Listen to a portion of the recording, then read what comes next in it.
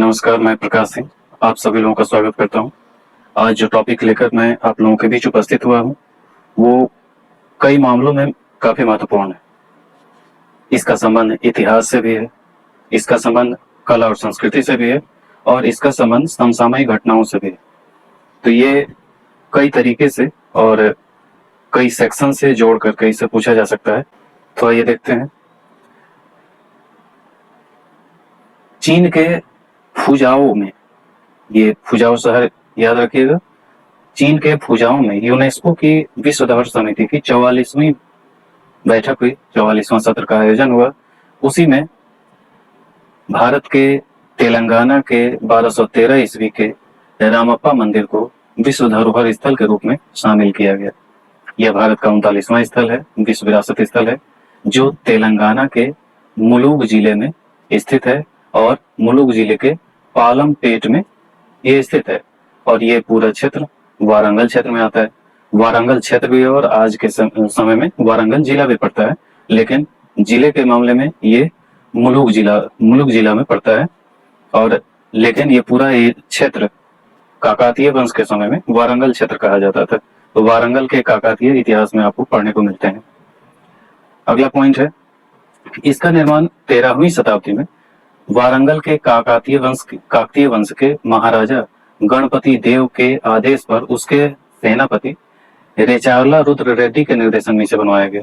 ये जो रेचारला रुद्र रेड्डी है, इसी रुद्र के नाम पर इसे रुद्रेश्वर मंदिर भी कहा जाता है और इसके निर्देशन में शिल्पकार रामप्पा ने इसे बनाया था। और इसको देखकर, इसकी खूबसूरती को देखकर महाराजा गणपति काफी प्रसन्न हुए थे और उन्होंने खुश होकर इस मंदिर का नाम रामप्पा मंदिर रख दिया था। इसी शिल्पकार के कारण इसे रामप्पा मंदिर कहा जाने लगा। विजयनगर दौर में जब यूरोपीय यात्री मार्को पोलो इस क्षेत्र की यात्रा करता है, तो इस मंदिर को देखकर इसे मंदिरों के आकाश गंगा का सबसे चमकदार सितारा कहा। तो ये भी एक गौरव का विषय था। यह मंदिर रामलिंगेश्वर स्वामी शिव का ही स्वरूप है, जिसे दक्षिण भारत में रामलिंगेश्वर स्वामी कहते हैं। यह मंदिर द्रविड़ शैली में निर्मित है। यह मंदिर लाल बलुआ पत्थर से निर्मित है। इसका आधार 6 फीट ऊंचा है और इसका डिजाइन तारेनुमा पंचायतन शैली जैसा दिखता है। यानी कि इसको अभी आगे देखेंगे कि मंदिर स्थापत्य शैली में पंचायतन शैली उसका एक स्वरूप होता है। उसके आधार, यानी कि मंदिर बनाने से पहले उसका जो आधार तैयार किया जाता है, उसमें पंचायतन शैली ले करके ही उस पर शुरुआत ही की जाती है। लेकिन यह पूर्ण रूपेण पंचायतन शैली नहीं है, लेकिन उसका स्वरूप दिखता है इसमें। आगे देखें कि इसकी विशेषता यह है कि इसका आधार निर्माण में सैंडबॉक्स तकनीक का इस्तेमाल किया गया। सैंडबॉक्स भवन निर्माण करने से पहले तैयार की जाने वाली एक प्रकार की नींव होती है। सैंडबॉक्स तकनीक में नींव तैयार करने के लिए खोदे गए गड्ढे को रेत का चूना, गुड़ और काया यानी कि काले हरा फल के मिश्रण से इसे भरा जाता है, ये पकड़ने के लिए। और ये एक तरीके से आज जिसे हम भूकंप रोधी मकान कहते हैं, तो ये अपने समय का बहुत ही आधुनिक तकनीक इस्तेमाल किया गया है। वर्तमान में भले ही ये एक पुरानी तकनीक हो, लेकिन उस जमाने में ये अत्याधुनिक तकनीक का इस्तेमाल किया गया है और एक भूकंप रोधी मंदिर ये बनाया गया है। और ये जो नींव है, ये तकिया या कुशन के समान ये कार्य करता है, यानी कि भूकंप आने पे भी इस मंदिर को क्षति नहीं पहुंचेगी, इसलिए ये तकनीक इस्तेमाल की गई है। इसके फर्श ग्रेनाइट से बने हुए हैं और पिलर बेसाल्ट से बने हुए हैं।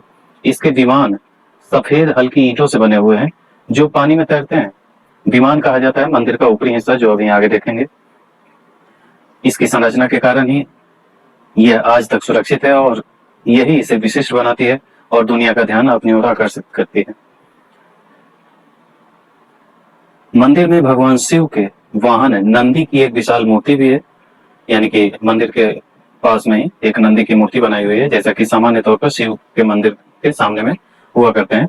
जो यह नंदी 9 फीट ऊंची मूर्ति है और शिवरात्रि और सावन के महीनों में यहाँ काफी भीड़ जुटती है। काकतीय धरोहर न्यास KHT के द्वारा अभी तक इसे संभाला जा रहा था।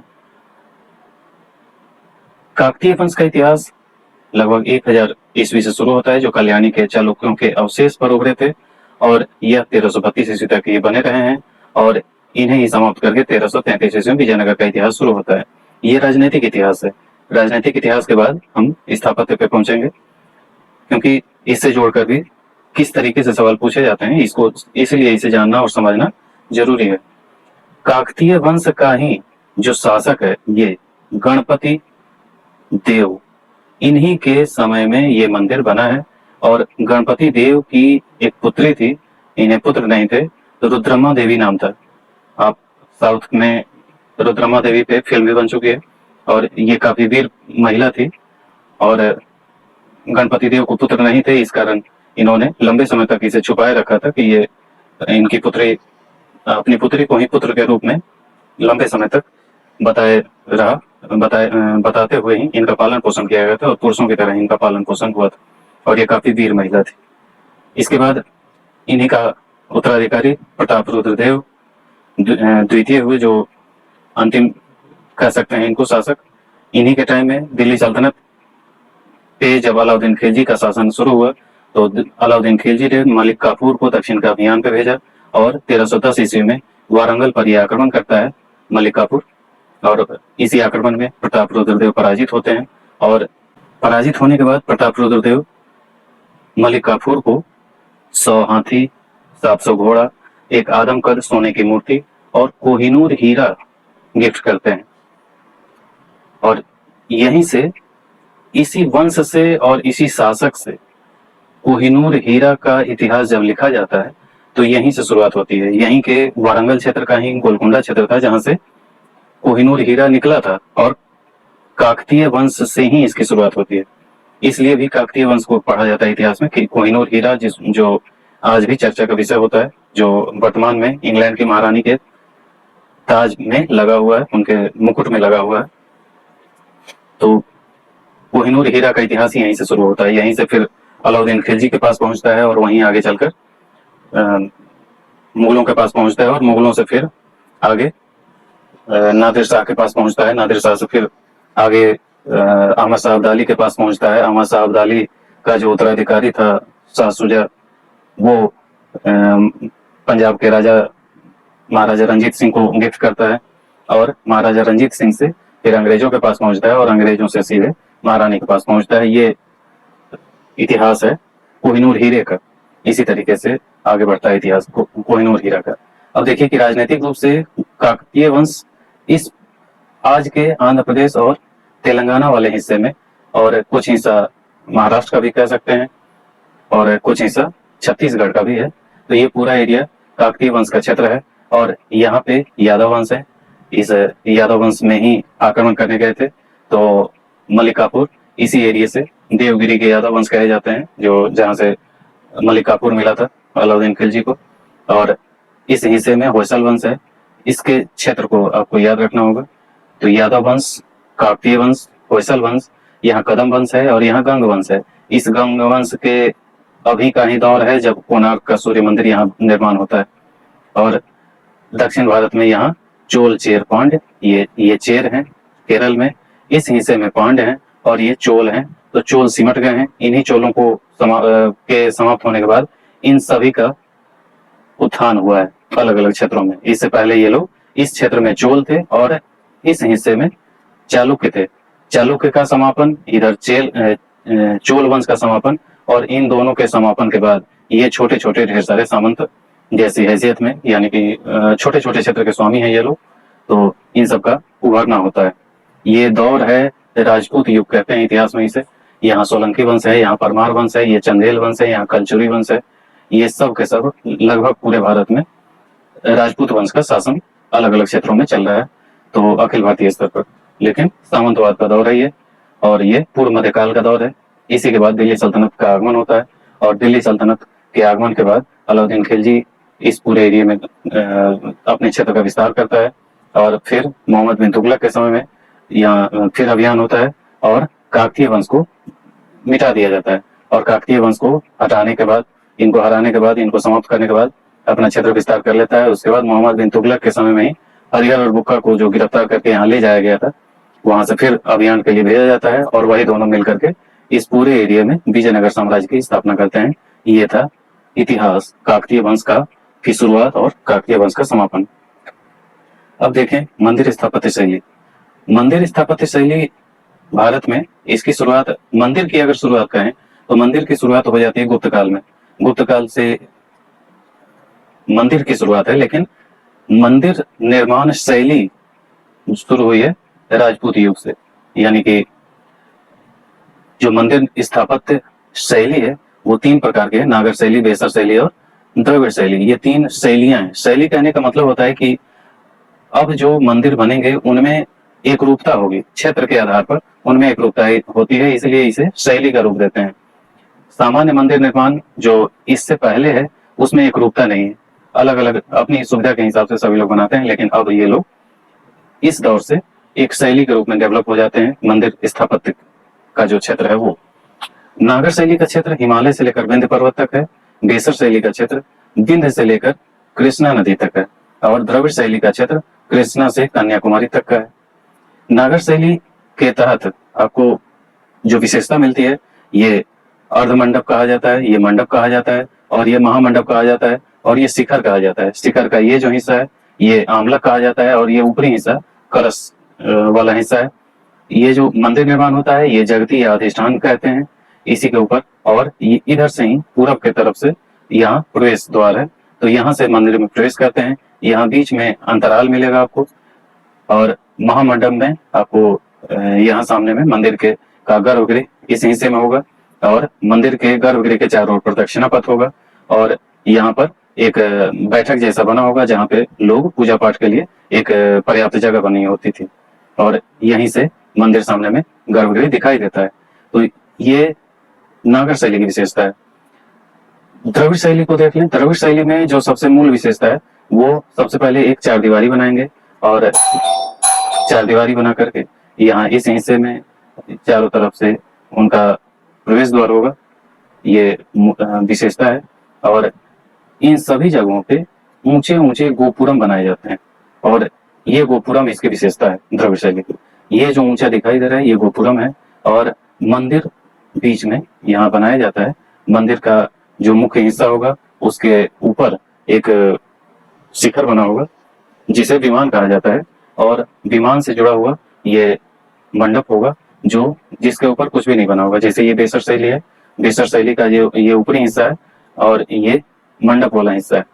ये पूरा का पूरा आपको द्रविड़ शैली में मिल जाएगा और बेसर शैली इन दोनों का मेल है, यानी कि नागर शैली और द्रविड़ शैली के मेल से बेसर शैली का निर्माण हुआ है, दोनों चीजों की विशेषताओं को लेते हुए। तो ये द्रविड़ शैली की विशेषता है। इसे और आगे देखते हैं। अब देखिए ये नागर शैली है। नागर शैली में ये प्रवेश द्वार है, ये जगती अधिष्ठान है, ये अर्धमंडप है, ये मंडप है और ये महामंडप है।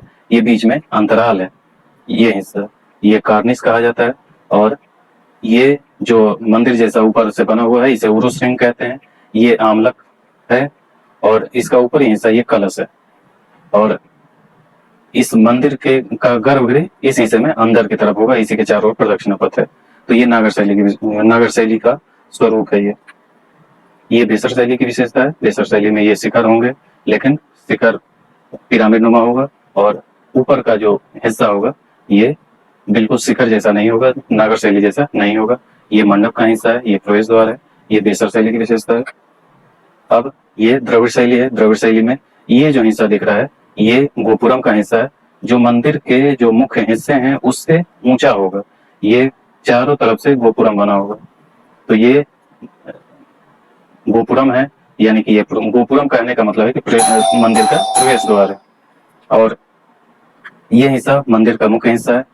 इसके बगल में ये सामने में ये मंडप है, इसी से होकर लोग प्रवेश करेंगे और प्रवेश करके इस हिस्से में मंदिर में पहुंचेंगे। ये अंतराल है, तो ये मंदिर का प्रमुख हिस्सा है। अब देखिए रामप्पा मंदिर में क्या विशेषता है। रामप्पा मंदिर का ये हिस्सा ये चबूतरा है जो 6 फीट ऊंचा है, इसी के ऊपर इसका निर्माण किया गया। चबूतरे के चारों तरफ पहले गड्ढा किया गया था, पूरे हिस्से में पहले गड्ढा किया गया और सैंड बॉक्स तकनीक का इस्तेमाल करते हुए उसमें भर करके उसी के ऊपर ये चबूतरा बनाया गया। और चबूतरे के ऊपर ये जो हिस्सा है ये अंदर ये गर्भगृह वाला हिस्सा है जो अंदर से रास्ता है, और इसे कहते हैं विमान। इसका निर्माण सफेद ईंटों से किया गया है और वही ईंट है जो पानी में तैरते हैं। इनका निर्माण विशेष तौर पर कराया गया है। ये जो हिस्सा है ये नागर शैली वाले जो शिखर हैं उनके जैसे ये नुकीले शिखर नहीं होंगे। इसे कहा जाता है स्तूपिका। स्तूपिका कहा जाता है। और ये हिस्सा मंडप वाला हिस्सा है, ये सपाट छत होंगे, इसमें किसी भी प्रकार से शिखर नहीं बनेंगे। नागर शैली में इस हिस्से में भी शिखर बनते हैं। ये द्रविड़ शैली की विशेषता है। ये जो बाउंड्री वॉल किया गया है ये 4 दीवारी है, ये नागर द्रविड़ शैली की विशेषता है। यहीं पे अगर गोपुरम अच्छी हालत में होता तो ये दिखाई देता, लेकिन वर्तमान में गोपुरम नहीं दिखता है। तो ये द्रविड़ शैली की ही विशेषता कही जाती है। क्षेत्र के आधार पर अगर हम देखें तो ये कृष्णा और गोदावरी नदी के बीच का हिस्सा है, इस वजह से इसमें द्रविड़ शैली की अधिकतम विशेषताएं मिलेंगी, लेकिन बेसर शैली से ये करीबी दिखाएगा, क्योंकि ये क्षेत्र के आधार पर स्थापत्य कला शैलियों में कुछ परिवर्तन होते रहते हैं। तो ये पूरी तौर पर हम कह सकते हैं कि ये द्रविड़ शैली की विशेषताएं धारण करता है। अब आइए यहाँ देखते हैं और समझते हैं कि यहाँ क्या है। ये भारत है, भारत का तेलंगाना क्षेत्र है और ये पूरा एरिया आंध्र प्रदेश तेलंगाना का है। यहाँ देख रहे हैं आंध्र प्रदेश लिखा है, यहाँ तेलंगाना क्षेत्र लिखा है। यहाँ रामप्पा मंदिर है। ये गोदावरी नदी है, गोदावरी नदी के पास ही रामप्पा मंदिर है। और ये मनेर नदी है। यही सारी चीजें पेपर में पूछे जाते हैं। इसके आसपास का लोकेशन आपको याद रखना है। ये वारंगल डिस्ट्रिक्ट है, वारंगल क्षेत्र पुराना यही था और यहीं पे काकतीय वंश का ये पूरा एरिया कहा जाता है। और अब देखिए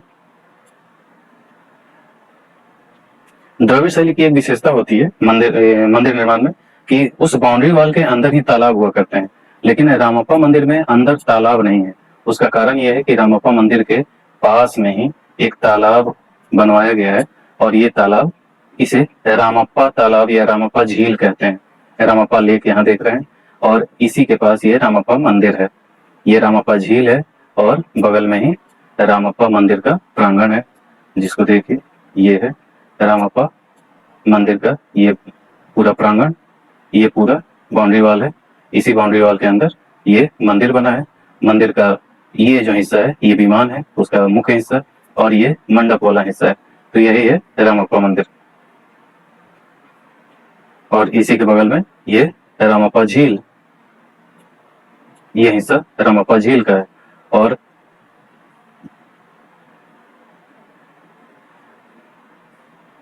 ये है मनेर नदी और ये है गोदावरी नदी, देख रहे हैं। तो इस तरीके से अगर हम दूरी देखें तो यहाँ हैदराबाद है, हैदराबाद से रामप्पा की दूरी बहुत ज्यादा नहीं है, 150 से 200 किलोमीटर के आसपास कहा जा रहा है और यही दूरी आसपास होगी। ये तेलंगाना डिस्ट्रिक्ट और रामुलु मुलुगु मुलुगु जिला है, रामप्पा मंदिर का जिला मुलुगु जिला ये है। ठीक, अब वापस आते हैं। तो ये था रामप्पा मंदिर के बारे में, इतिहास, भूगोल और कला संस्कृति से संबंधित ये सारी चीजें। अगर आपको ये वीडियो पसंद आए तो इसे शेयर करें, सब्सक्राइब करें। धन्यवाद।